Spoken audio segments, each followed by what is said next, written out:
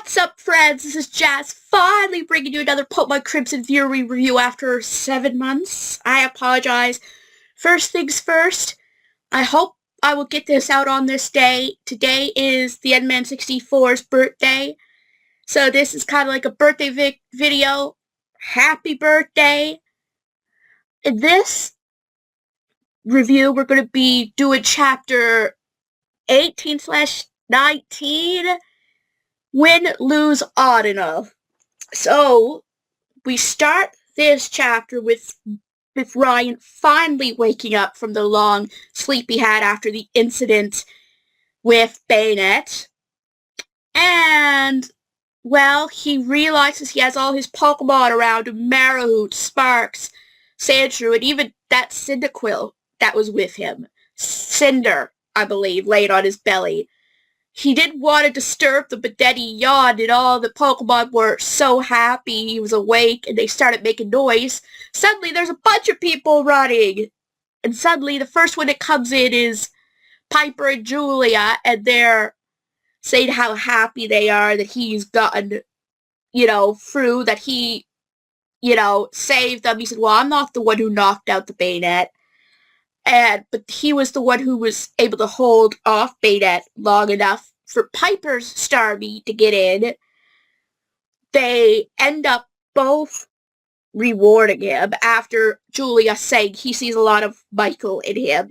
They're from the same cloth. Like, Julia gives Ryan Cinder, the Cyndaquil, and Piper gives him a Dawnstone as well as a kiss, which he really enjoyed that. But they couldn't stay for his match because, Piper had to head to the castle to prepare for the ball, and Julia had to get back to her lab. But shortly after that, we see the interview with the Elite Four, Michael and Walter O'Hara. Boo! But what I loved is the way he was described. Like a spray-tanned potato. Like a slack-off laying on his head. Oh my gosh, guys. That just almost, it's like when you're done, you almost laugh so hard. That's what I was like that, because I know what type of scumbag Walter is. And I swear, just the description of him. Oh, gosh, honestly, I needed a little bit of that, what's the right word? Comedic relief before what we're gonna get. It starts off relatively well. He asks questions that are more neutral, but still, offending about how Arcada's Elite Four is handling everything. And he does question Lizzie and Mark's position because they're foreigners, which again is offensive, but it started more straight-laced, that it could be answered without any real controversy, right? Then he starts getting into the thing with Balvasar and James Kidston, and that's where it starts going downhill. Up until the first break, they're handling it okay, and Michael even answers a question or two when he's forced to by Walter. But after the break, again, that's when it starts going downhill. He goes even further into the thing with Balvasar and James. How he said, people have said that James actually murdered his friend because he was starting to get spotlight because he was finding some things for mental health, like cures for mental health and other such things, and that he said that James thought he was getting the spotlight stealed from him, which is what Walter was all saying, which again is not true, honestly. And everything starts getting steamed up, and then he also insults Lizzie when she tries to respond when he calls this Kidston's tyrants, and he says, I asked the Arcanians, dear, right? And then Michael's starting to finally, at this point, he's really losing his crap. He stands up and he starts answering everything, and then the last jab from from Walter is saying that at least the great James Kinston is resting in hell. Well, he doesn't know how he almost went past the Elite Four and tried to... I'm sorry, I know that part is supposed to be serious. It isn't funny. It isn't. Trust me, that's horrible. What Walter did, but just the narration of it. It is... He's literally having to be held back by Lizzie, by Mark and Chris, and then Lizzie, well, Mark, Chris, and Lizzie, technically, she's in front of them, and he's like, take that maniac away from me, which, oh my gosh. You know, it's not gonna look good on Michael. I mean, I know Walter has said a lot of, really tasteless things, but he wasn't saying it in an aggressive way, and a lot of his fans know his mantra. So to his fans, it looks like there is a maniac suddenly appearing on there. Again, Michael, honestly, in my opinion, Michael's in the right. But to a lot of other people, it looks like he just lost his crap easily over words. And he could have, if he hadn't been restrained, he could have maybe hurt or murdered Walter. And that point, it's just a messed up situation in this situation, guys. I absolutely don't condone Walter's actions. In fact, I hate them, and I honestly wish that Mark and Chris had somehow let Michael slip. But I could see how that looks bad, in a way. So, Michael is just so ashamed, because everyone's looking at him, even, his Elite Four, his cousins and his friends are all looking whether, worried, disappointed, all that, and that's where that ends. Now, we have a little mini segment with Addison trying to balance 3 books. Well, Holly is out training her, and she's repeating a mantra to herself about poise, steady, poise, and suddenly, Holly gets a call, and she said, aren't you coming? She's no, also practice. Okay, I'll go rote for Ryan. She's like, what? Suddenly, she falls right into the pool. That's in the... after that heavy segment, guys, I needed that. I feel bad for Addison, but I needed that. Well, long story short, she gets up and follows Holly.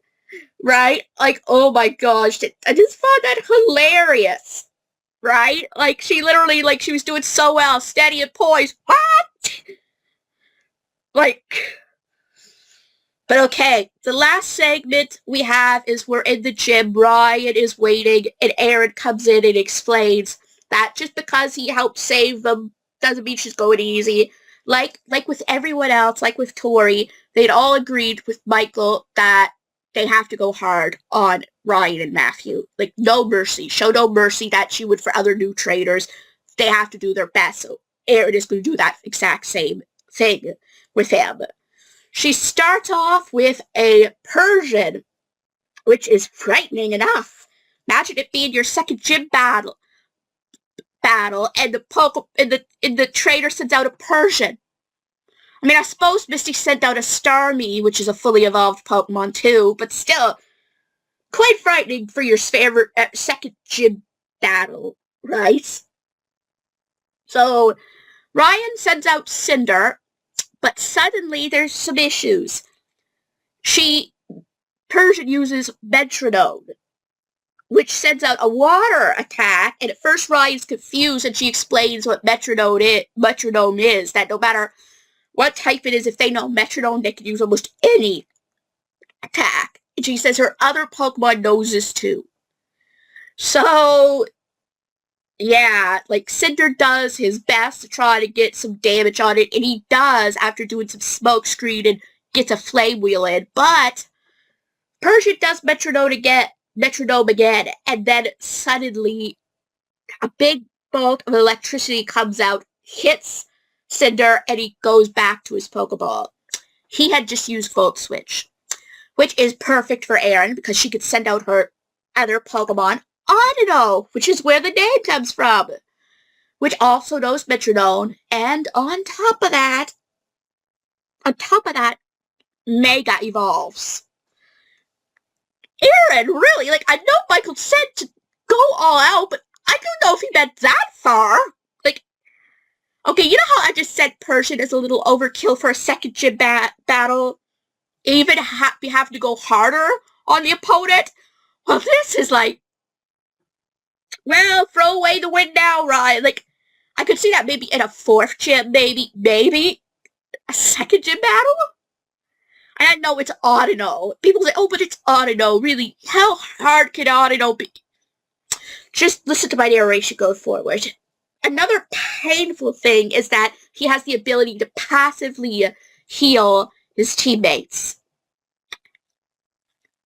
Ryan, right now, I just, return Cinder, walk out of that gym, and go back in like another few weeks. I'd go to another gym.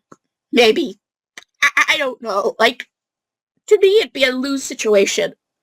But, he doesn't do that. He doesn't take that advice, so he fights as best as he can with Cinder. But in the end, Cinder faints to Audino, unfortunately, and he doesn't know what else he can do. But then he thinks, well, Sparks, he's been his most loyal and everything, so he sends out Sparks. Things do start to go a little bit rough with them, but suddenly Holly and Addison show up, give him advice, and they said, like, if you can't outstrength them, smarter. Like, it isn't always about strength. Try to use that to your advantage. So he ends up thunder shocking.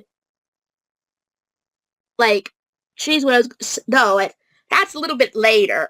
Right? Okay, my brain is a little mixed up on the whole time of events, but I know that eventually Sparks does knock Audino out after a final, a bit.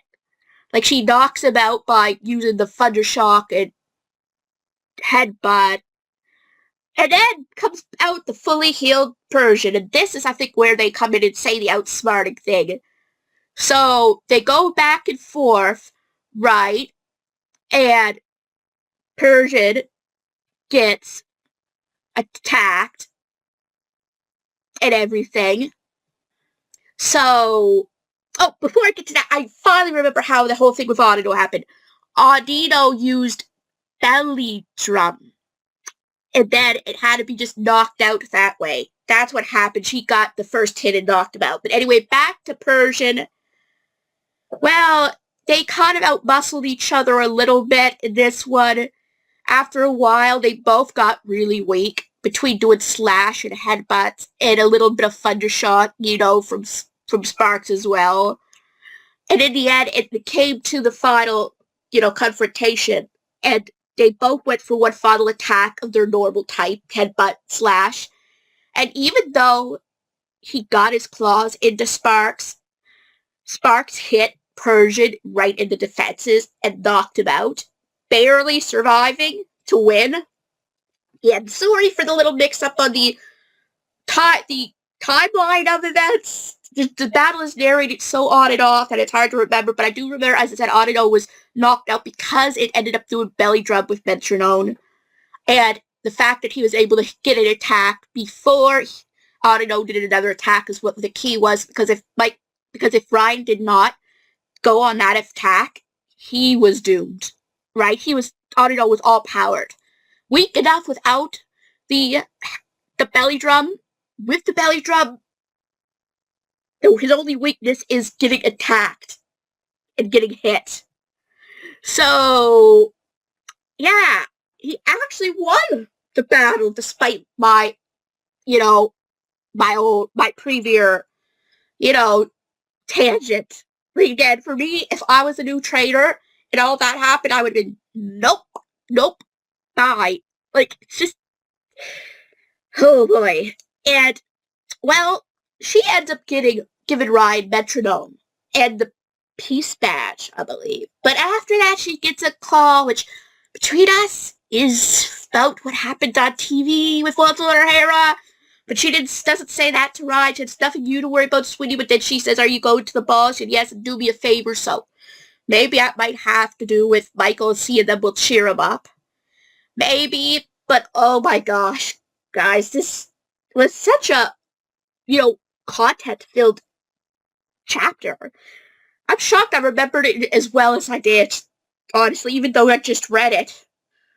So, again, I apologize for such a lack of these videos, but for me, I like to do it when I can be in the best place to do it. Also, I make pictures for this series, so I have to also contact the Adman64 to get his opinion on them, so I was lucky this time I didn't have to. I have all the characters that I need there for this particular chapter, so I was a little bit lucky there to have an easy one here. The next one may not be as much. So anyway, guys, if you enjoyed even if it's for a temporary, the return of this series, give me a big thumbs up. If you're new to this channel, like what you see, please subscribe and help this channel a lot. Don't forget to hit the bell notification so you know when new videos are coming out. Also, if you can, I'll leave a link. Subscribe to the Endman64. I mean, it's his birthday, so hopefully that will make his day. And I will see you guys in my next video.